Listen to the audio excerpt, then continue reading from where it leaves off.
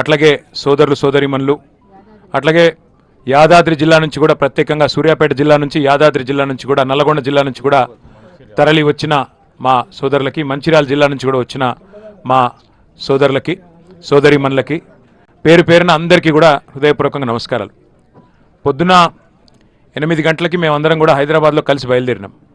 ఇక్కడికి చేరుకునేసరికి మధ్యాహ్నం 3 అయింది. అంటే నార్మల్గా అయితే 4 గంటల్లో వచ్చేయాలి, కానీ 7 గంటలు ఇవాళ ప్రయాణం చేసి ఇక్కడ దాకా మరి ఎన్నో ఆంక్షల నడుమ ఎన్నో ఆటంకాల నడుమ ఇక్కడ దాకా రావాల్సి వచ్చింది. పెంబర్తిలో అడ్డుకున్నారు, ముందు తర్వాత జనగామలో అడ్డుకున్నారు పోలీసు వాళ్ళు, అట్లాగే ఆ తర్వాత వస్తే గన్పూర్లో కరుణాపురం దగ్గర, తర్వాత పర్కాల్లో, తర్వాత భూపాలపల్లిలో, తర్వాత కాటారంలో, తర్వాత మహదేవ్పూర్లో, ఇక్కడి దాకా ఎక్కడికక్కడ బ్యారికేడ్లు పెట్టి మేము ఇక్కడికి రాకుండా చేయడానికి ఎన్ని ప్రయత్నాలు చేయాలనో ఉదయం నుంచి హౌస్ అరెస్టులు మా నాయకులై ఉదయం 5 గంటల నుంచి హౌస్ అరెస్టులు మొత్తం వరంగల్ జిల్లాలో కరీంనగర్ జిల్లాలో ఎక్కడికక్కడ చేస్తూ ఉన్నారు. నేను అడిగిన మధ్యలో డిఎస్పీ గారు కనబడితే అడిగిన, ఏముందండి మేమేమన్నా దాడి చేయడానికి పోతున్నామా, మేమేమైనా అప్రజాస్వామికమైన కార్యక్రమం చేయడానికి పోతున్నామా, దేనికి పోతున్నామో, మమ్మల్ని ఎందుకు ఆపుతున్నారు ఏంటి అంటే, మాకు తెలియదు సార్, పైనుంచి ఆదేశాలు వచ్చినాయి, పోనీయొద్దని చెప్పిండ్రు, పోనీయం. అట్టెట్లా పోనీయరా, నేను ప్రజాప్రతినిధిని, ఒక ప్రధాన ప్రతిపక్ష పార్టీకి నేను వర్కింగ్ ప్రెసిడెంట్గా ఉన్నాను. మరి మా రైతులు ఇవాళ ఎల్ నీనో ప్రభావంతో వర్షాభావ పరిస్థితులతోని బాధపడుతున్నారు. అందరు కూడా వర్షాలు ఎప్పుడు పడతాయని బాధపడుతున్నారు. ఓ దిక్కు కింద నీళ్లు పోతున్నాయి గోదావరిలా, అది చూపెట్టాలి కదా మరి మా వాళ్ళకు, ఈ ప్రభుత్వానికి సోయి లేదు అంటే ఏం చేస్తాం సార్, మేము ఆదేశాలకు అనుగుణంగా నడుచుకునే ప్రభుత్వ ఉద్యోగులు, మాకు కూడా తెలుసు విషయం, కానీ ఏం చేయమంటారు సార్, మేము కూడా రైతు బిడ్డలేమే అని చెప్పి పోలీస్ అధికారులు స్వయంగా వాళ్ళు బాధపడుతూ చెప్తున్న మాటలు. ఇవాళ నేను మీ అందరినీ ప్రార్థించేది ఒకటే, ఇక్కడ మనం ఏదైతే ప్రాంతంలో కూర్చొని ఉన్నామో కాళేశ్వరం ప్రాజెక్టుకు మరి పునాది పడ్డగడ్డ, ఎక్కడైతే కాళేశ్వరం ప్రాజెక్టు ప్రాణం పోసుకుందో ఆ ప్రాంతంలో మనందరం కూడా కూర్చున్నాం.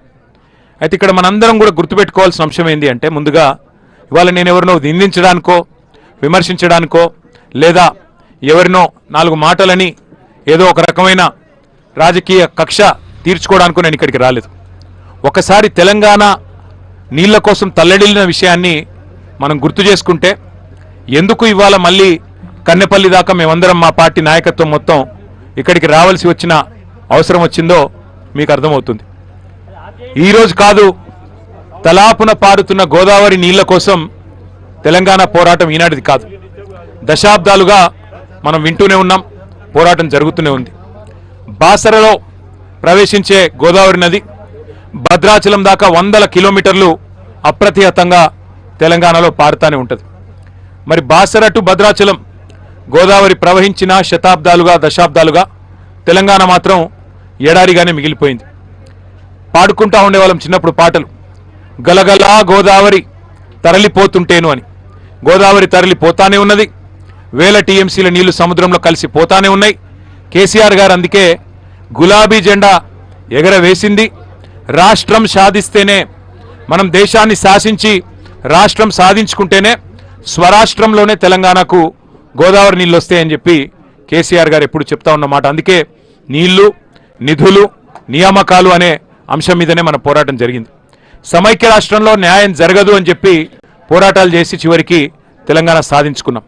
మీ అందరికి తెలుసు, కానీ మళ్ళొకసారి గుర్తు చేయాల్సిన అవసరం ఉన్నది.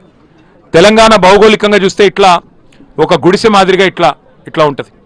ఒక వరుస నుంచి గోదావరి 80-90 మీటర్ల కాడికెళ్ళి గోదావరి పోతూ ఉంటుంది కిందికెళ్ళి. ఇంకో దిక్కుకెళ్ళి కృష్ణానది 110 మీటర్ల కాడికెళ్ళి కృష్ణానది ఇంకో కాడికెళ్ళి పోతూ ఉంటుంది. మొదటి నుంచి సమైక్య రాష్ట్రంలో మనకు చెప్పిన కథలు ఏంటంటే, నీళ్లు కిందున్నాయి, భూములు పైనున్నాయి, మరి నీళ్లు పైకి రావాలంటే లిఫ్ట్ చేయడం తప్ప మార్గం లేదు అని చెప్పి మొదటి నుంచి మనకు చెప్తా వచ్చిన ముచ్చట. కానీ కేసీఆర్ గారు రాష్ట్రం సాధించడమే కాకుండా సాధించిన రాష్ట్రానికి మరి ఒక రైతు బిడ్డ, ఒక రైతు ముఖ్యమంత్రి అయితే ఏం జరుగుతుందో తన సంకల్ప బలంతో చూపెట్టిండు. నీరు పల్లమెరుగు నిజం దేవుడెరుగు అంటారు, కానీ నీరు పల్లమే కాదు, ఎగువకు కూడా పరుగులు పెడుతుంది, పైకి కూడా తీసుకుపోవచ్చు అని చూపెట్టిన నాయకుడు కేసీఆర్ గారు. తెలంగాణ రాష్ట్రం ఏర్పడంగానే ఒక యజ్ఞంలాగా, ఒక తపస్సులాగా దశాబ్దాలుగా దగాబడ్డ తెలంగాణకు నీళ్ళు ఇవ్వాలే, తెలంగాణ బీళ్లకు నీళ్లు మల్లాలే అని చెప్పి ఒక మహాయజ్ఞానికి కేసీఆర్ గారు శ్రీకారం చుట్టినారు. ఇవాళ మనం ఏ ప్రాంతంలోనైతే కూర్చొని ఉన్నామో కాళేశ్వరం ప్రాంతంలో, కన్నెపల్లి ప్రాంతంలో, ఇక్కడ గోదావరి 80-90 మీటర్లు సముద్ర మట్టానికి పైన ఇక్కడ ప్రవాహం వారిది గోదావరి నది ఉన్నది. మరి ఇక్కడ నుంచి గోదావరి నదిని ఇక్కడి నుంచి ఒడిసి పట్టి ఒక్కొక్క బొట్టుని మరి పైకి అప్లాండ్స్ ఏవైతున్నాయో అక్కడ దాకా తీసుకొని పోవాలి అంటే మరి అద్భుతమైన లిఫ్ట్ సామర్థ్యం ప్రపంచంలో ఎక్కడ ఉన్నాయి అవన్నీ కూడా చూసి వెతికి పరిశోధించి ఒక బృహత్తరమైన ప్రణాళికకు శ్రీకారం చుట్టినారు కేసీఆర్ గారు. కానీ సిన్సియర్గా గత ప్రభుత్వం ఏదైతే తుమ్మిడిహెట్టి అనే ప్రాజెక్టుకు శ్రీకారం చుట్టిందో ఆనాడు ఉమ్మడి ఆంధ్రప్రదేశ్లో కాంగ్రెస్ ప్రభుత్వమే ఉండే, ఢిల్లీలో కాంగ్రెస్ ప్రభుత్వమే ఉండే, మహారాష్ట్రలో కూడా కాంగ్రెస్ ప్రభుత్వమే ఉండే. 3 చోట్ల కాంగ్రెస్ ప్రభుత్వాలు ఉన్నా మరి తుమ్మిడిహెట్టికి మాత్రం ఎన్నడూ వాళ్ళు ప్రయత్నం చేయలేదు. చివరికి ఒప్పందం చేసుకునే ప్రయత్నం, అంతర్రాష్ట్ర ఒప్పందం ఏదైతే చేయాలో ఒక అంతర్రాష్ట్ర ప్రాజెక్టుకు సంబంధించి ఆ డ్యామ్ హైట్ విషయంలో ఏదైతే ప్రయత్నం చేయాలో ఆ ప్రయత్నం ఎన్నడూ కూడా వారు చేయలేదు. చేసినట్టు నటించారు తప్ప ఎన్నడూ చేయలేదు. కానీ కేసీఆర్ ప్రభుత్వం వచ్చిన తర్వాత, ఆనాడు బీఆర్ఎస్ ప్రభుత్వం వచ్చిన తర్వాత 9 నెలలు, మొదటి 9 నెలలు చాలా పెద్ద ఎత్తున మరి కేసీఆర్ గారి నాయకత్వంలో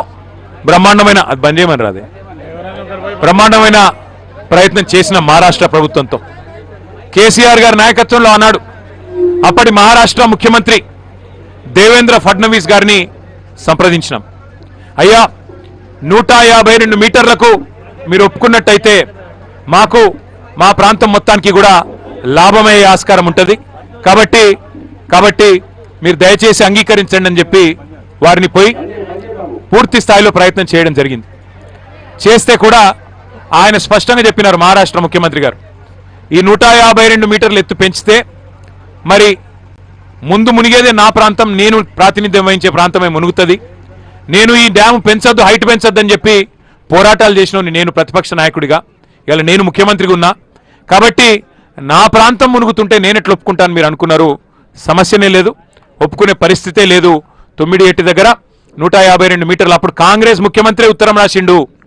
ఆనాడు కాంగ్రెస్ ముఖ్యమంత్రిగా ఉన్న పృథ్వీరాజ్ చౌహాన్ గారు ఉత్తరం రాసినాడు ఆంధ్రప్రదేశ్ ముఖ్యమంత్రి కిరణ్ కుమార్ రెడ్డి గారికి, మీరు ₹1 ఖర్చు పెట్టినా అది వేస్ట్ అవుతుంది, మేము ఒప్పుకుంటలేము, అనవసర ప్రయాస చేయకండి, ఇది కుదరదు అని నిర్ద్వందంగా. ఆంధ్రప్రదేశ్లో కాంగ్రెస్ ఉంటుంది, మహారాష్ట్రలో కాంగ్రెస్ ఉంటుంది, ఢిల్లీలో కేంద్ర ప్రభుత్వంలో కాంగ్రెస్ ఉంటుంది, కానీ ఒప్పందం మాత్రం ఎన్నడూ కాలే. కాబట్టి యాక్టింగ్ బాగా చేసినారు. తుమ్మిడిహెట్టి దగ్గర కడతాం అని చెప్పి టైంపాస్ చేసినారు, యాక్టింగ్ చేసినారు. తెలంగాణని మభ్యపెట్టే ప్రయత్నం కూడా చాలా పెద్ద ఎత్తున చేసినారు. ఇక 9 నెలలు ప్రయత్నించిన తర్వాత, ఎందుకంటే ప్రజలు మనకిచ్చిన కాలం 5 ఏళ్ళు,